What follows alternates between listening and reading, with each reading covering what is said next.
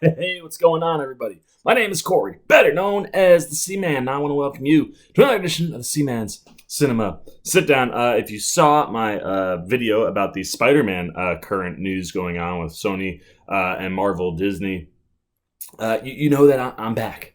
But now I need to really get caught up. I saw some movies while I was out on vacation weeks and weeks and weeks ago that I haven't talked about. That, yeah, all right, maybe I'm a little out of date, but I still wanted to talk about these movies. And the first one up might feature one of my, favorite just life sayings, like Akuna Matata.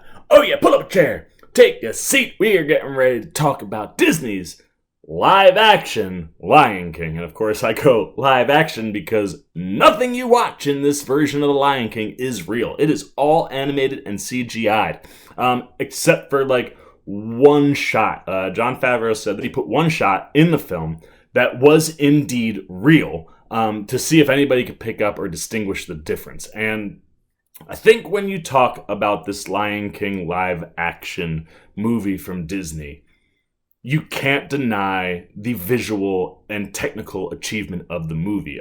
Seeing a behind-the-scenes thing with Jon Favreau, he was essentially putting on like a VR headset and going like this, right? Like looking around and then going, all right, yeah, see that tree over there? I need you to move it here. And then I need you to move like that rock over there.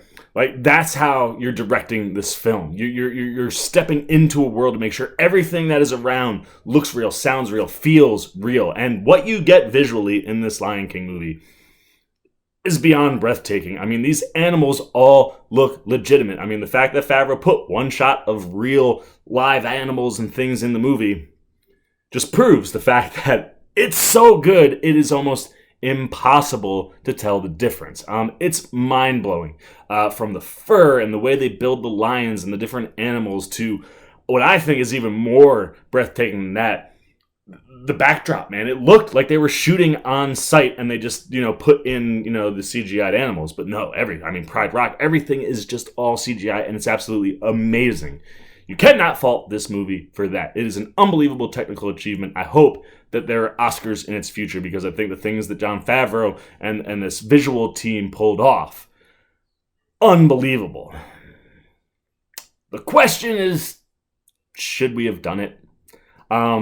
The problem with this movie is that it is a scene for scene, shot for shot, page for page, almost word for word carbon copy of the original cartoon, right? Now, and there are elements to that in all of these live action films, but most of these films add something new, give us a different thing, right? We went to Belle's home in Beauty and the Beast. We gave Jasmine an unbelievably empowering, powerful, strong song instead of putting her in an hourglass. Things that just elevated the movie and improved things. This movie doesn't do that anywhere. The one thing that's added is a Beyonce song, and although I think Beyonce maybe did some of the best voice work in the movie, when that song hit, I was like, why? Just, can we move past this? I don't need it. It didn't add anything to the movie. I didn't think the song was spectacular in any stretch of the imagination, and that was your one kind of ad where I was like, I didn't need it. That being said, the voice cast here is fine. Everybody does an okay job, but it doesn't work or feel correct because it's just not as good as the cartoon. And say what you want. I'm a big fan of Chiwetel Ejiofor. I think he's a great actor. He's not Scar. He essentially is putting on his best Jeremy Irons impression. And that aggravates me because Jeremy Irons is out there, man. If you're going to bring back James Earl Jones to be Mufasa, bring back, like I had said during the trailer reactions, bring back the more iconic voice. Bring back Jeremy Irons. And especially when you see that they do like a page-for-page remake, bring back Jeremy Irons, because you don't bring him back, and then you get to like Be Prepared, and you have to change the whole thing. It was an abomination. Like Be Prepared, I thought was a terrible version of the song, and it just didn't work. It lost all of the flavor and fun and animation, and this is my biggest worry with the movie. So yeah, I like Chiwetel Ejiofor, but it didn't work when you could have just had Jeremy Irons anyway. John Oliver is fine as Zazu, but kind of minor, and just he does a good job. James Earl Jones, basically, you didn't even have to hire James Earl Jones. You could have just taken the original audio and plugged it in. But he's, James Earl Jones, so he's fine. John Connie didn't quite do it for me as Rafiki. The hyenas, I love Keegan-Michael Key.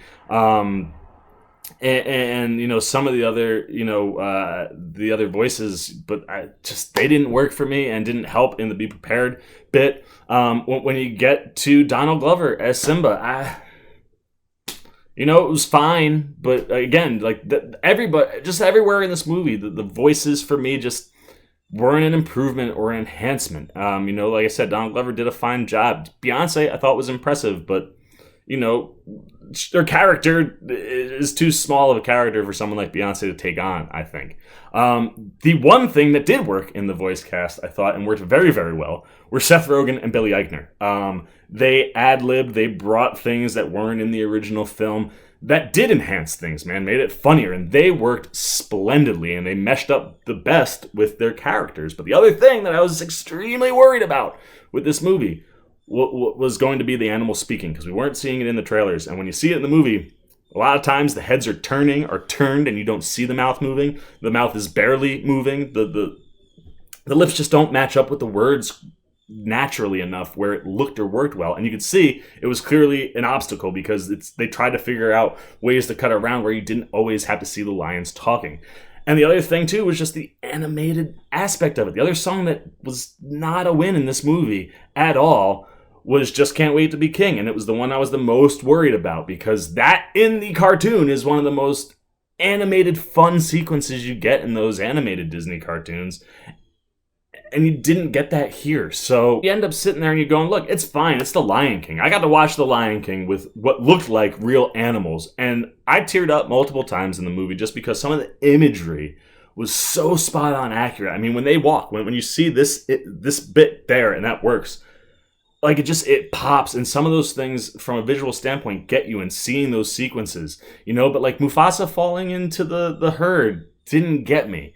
However, when watching a baby lion cub, like, Dad, wake up, that gutted me. So getting to see sequences like that, some of that worked, and it was good. But you end up being disappointed because it's essentially the exact same movie as the cartoon, and it doesn't really enhance anywhere outside of some really, really great performances.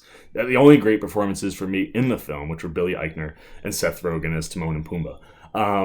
So you end up with a live-action Disney film that,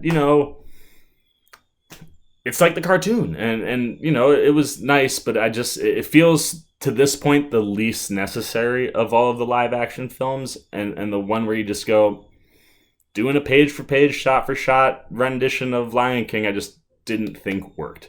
And just set yourself up for things that weren't going to work as well, and you didn't come up with ways to overcome the fact that, like, Be Prepared or Just Can't Wait to Be King weren't working. I think maybe if they took the Mulan approach and eliminated the lyrics and kept the music, maybe it worked better. Maybe if the animals weren't actually talking and maybe we were just hearing their thoughts instead, maybe that would have worked better, because it wouldn't have felt like they were trying to cut around or hide that stuff, because it clearly had to have been an obstacle. But like I said, from a visual technical achievement standpoint, I think what Jon Favreau and the creative team and visual team did is breathtaking and spectacular. But just redoing Lion King with animals that looked real didn't quite hit the way I think, and wasn't quite as successful as the other live-action Disney movies. So there you go, man. Those are all my thoughts on the live-action Lion King from Disney. I just thought the approach to the movie didn't work.